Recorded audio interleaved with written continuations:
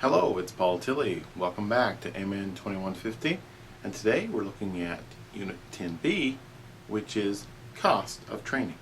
Now that we've come this far in the course, we know that training is important, and we know evaluation is important.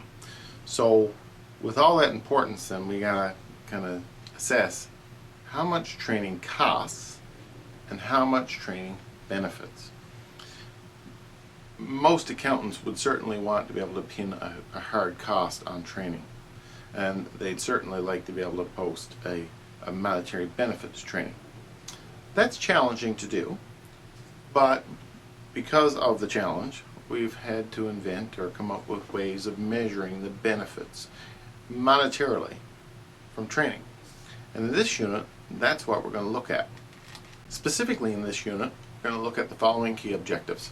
First, we're going to discuss the cost evaluation of training.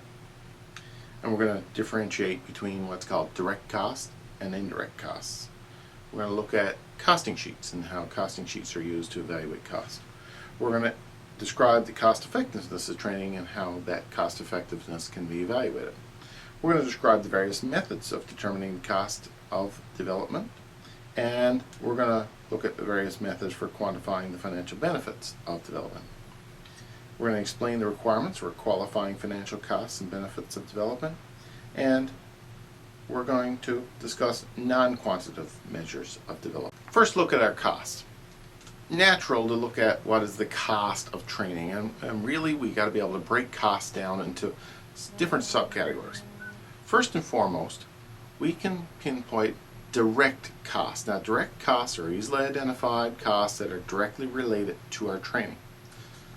Less obvious is another type of cost called indirect costs. Indirect costs are overhead costs that are very hard to be able to say that we incurred that cost because we did this training. So, indirect costs are the problematic ones to measure. Let's take a look specifically at some definitions as per the sheet here. First of all, direct costs are directly related to the training program, such as the trainer's salary, the equipment, the course materials, the instructional aids, food, travel, rent. These sorts of things can be very easily quantified. Indirect costs, on the other hand, are not assigned very easily, and because of that, they should be taken into consideration carefully. Indirect costs include such things as clerical and administrative support, trainer preparation and planning, marketing costs, all of these sorts of things. Development costs are forms of indirect costs. They're assigned because they involve the development of the training program. They include the costs of a needs analysis, developing a training materials, including video, audio, paper, etc., as well as the cost of evaluating training. Some of those are directly attributable, some are not so easily directly attributable. Overhead costs are another type of cost. Now, if we look at overhead costs, these are costs that are operational costs, and they're going to incur anyway, regardless if we do the training or not, but we have to try those into the cost of our training. So they're not associated with any particular part of the training program, but include such things as lighting, heat, equipment, salaries, and clerical administrative staff, and maintenance on main building. These costs can be prorated or proportioned over our training. We also think about trainee compensation. The trainees are getting paid regardless if they're working or not working. So if they're at training, they're not working, but they're still acquiring their salary. So these costs include both of the trainees and the trainers, and any replacements that are brought in to replace the trainees. So you still have to pay those costs, and as a result, they sometimes get factored into the cost of training. We also think about evaluation costs that we talked about in the last unit. We need to allocate a certain portion of the cost of assessing whether or not the training was useful or not to our overall training budget. So overall, then, we have a whole bunch of different types of costs that are associated with training costs. The challenge is determining what are applicable and which ones aren't. Normally, whenever we do training, we have to create some sort of a budget for it. So how do you do that? What I have here is a training cost sheet, and this breaks down direct and indirect costs of any given training event. So let's just take a look at this and see how we've allocated costs to our training. First, this is a let's call it grievance reduction training. Let's use that as the example. Our direct cost, for example, is a 5-day course, so 5 days of trainer's time. At the trainer costs $30,000 a year, so we allocate $600 towards this. Training facility rental for 5 days at $150 a day, $750. Materials and equipment, again, it's a good estimate here of $2,000. Coffee, juice, muffins, $600.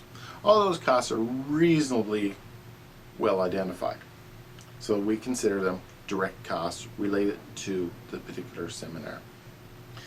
Then we have the indirect costs. An indirect cost would include 1 day of trainer preparation, for example, and 3 days of administrative preparation at $20,000 a year at $120. Then we consider development costs. Now, development costs are a form of indirect costs. 20 days of director's time at $50,000 a year, 5 days of trainer's time at $30,000 a year, and materials. So again, they add up. Then we think about trainee compensation costs. So 30 supervisors attending a 5-day workshop, average of $35,000 a year, $21,000. Look at overhead costs. 5 days of development, heat and light, equipment and building appreciation, $1,000. Again, not so easily identified, but still added into the cost of the training. Then we look at 6 days for evaluation, $1,200. And the evaluation cost, 6 days of the evaluator's time at $30,000 a year, $720, and materials. So again, for a 5-day seminar, total cost, $34,510. Useful tools for developing a budget and planning the expense and getting an appreciation for how much training actually costs. So now that we've got a handle on how to calculate costs, what do we do in order to really get a good handle on the benefits? That's more difficult.